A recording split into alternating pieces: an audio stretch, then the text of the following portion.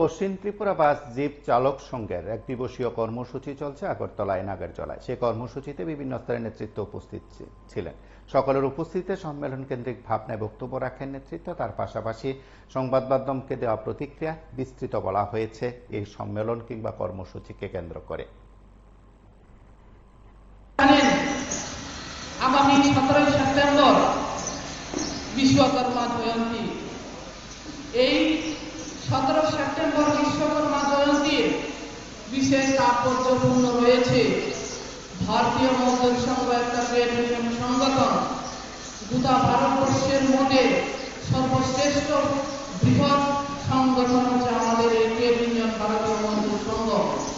কাজে 1955 সাল থেকে শুরু করে এখনো গোটা ভারতবর্ষ জুড়ে প্রতিটি প্রান্তে, প্রতিটি জেলায়, প্রতিটি মহকুমাতে, প্রতিটা শাখাতে আমরা এই 17 সেপ্টেম্বর যথাযোগ্য মর্যাদা এবং গুরুত্বপূর্ণ দিয়ে শ্রদ্ধার সাথে বিশ্বকর্মা জয়ন্তী দিবস আমরা পালন করে থাকি। শুধু পূজা অর্চনা নয়, আমাদের শ্রমিকের দাবি দাওয়া ইত্যাদি ক্ষেত্রেও আমরা ওই দিনে বিভিন্ন স্বরূপ নিয়ে আমরা এই দিনটি গুরুত্ব সহকারে পালন করি। আরেকটা যে বিষয়টা না বললে না হয়, বিগত 2023 সালে এই 17 সেপ্টেম্বর বিশ্বকর্মা জয়ন্তীকে কেন্দ্র করে আমাদের কেন্দ্রীয় সরকার এক যোজনা তৈরি করেছেন। আপনারা সকলেই হয়তো অনেকেই জানেন, অনেকে হয়তো জানেন না। যোজনাটা কি? এই যোজনার নাম হচ্ছে বিশ্বকর্মা জয়ন্তী যোজনা। আবার এই যোজনা কি, কিভাবে এই প্রকল্পের সুবিধা আমাদের শ্রমিকরা পাবেন? কেন্দ্রীয় সরকার আমাদের এই 2023 সালে যশস্বী ভারতের প্রধানমন্ত্রী মাননীয় প্রধানমন্ত্রী শ্রী নরেন্দ্র মোদীজি 2023 সালে 19 সেপ্টেম্বর এই বিশ্বকর্মা জয়ন্তী এই যে প্রকল্প, এটা ঘোষণা করেছিলেন। এই প্রকল্পের মধ্যে কি কি রয়েছে? শ্রমিক ভাইদের জন্য, মেহনতি শ্রমিক ভাইদের জন্য এই প্রকল্পের মাধ্যমে কি কি রয়েছে এটা আমাদের প্রত্যেক শ্রমিকের জানা অতি আবশ্যক।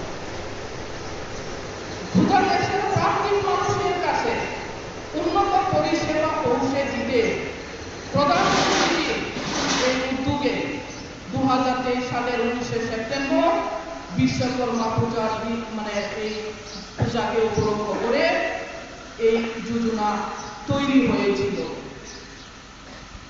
আর প্রান্তিক এলাকায় যে মানুষগুলি তার ঐতিহ্যবাহী শিল্পের কাজ করে চলেছে, তাদের কর্ম পদ্ধতি এবং জীবনযাপনের মাননীয় কাজের আধুনিকীকরণ এবং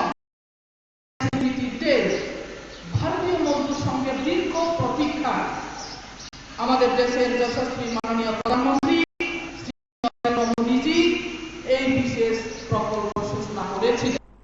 সাংবাদিক ভাইকে আজকে ওয়াইস ত্রিপুরা বাস জিপ চালক সংঘের জেলার যে সম্মেলন, প্রথম ত্রিবার্ষিকীয় সম্মেলন, এই সম্মেলনের মধ্যে আমাদের মাঝে উপস্থিত আছেন ভারতীয় মজদুর সংঘের প্রদেশ সভাপতি শ্রী দেবশ্রী গোলই মহোদয়, উপস্থিত আছেন ভারতীয় প্রাইভেট ট্রান্সপোর্ট মজদুর মহাসংঘের নর্থ ইস্ট প্রভারী শ্রী অসীম দত্ত এবং ভারতীয় প্রাইভেট ট্রান্সপোর্ট মজদুর মহাসংঘের ত্রিপুরা প্রদেশের সভাপতি শ্রী বিপ্লব দাস মহোদয় এবং ভারতীয় মজদুর সংঘের এই পশ্চিম জেলার সহসভাপতি খোকন ঘোষ এবং ওয়েস্ট ত্রিপুরা বাস জিপ চালক সংঘের সভাপতি গৌতম দাস এবং এই ওয়েস্ট ত্রিপুরা ভারতীয় মজদুর সংঘের আমাদের ভারতীয় মজদুর সংঘের যিনি প্রভারী শ্রী বকুলরানী দাস মহোদয়, তিনি পাশাপাশি আমাদের ভারতীয় মজদুর সংঘের সহসভাপতি।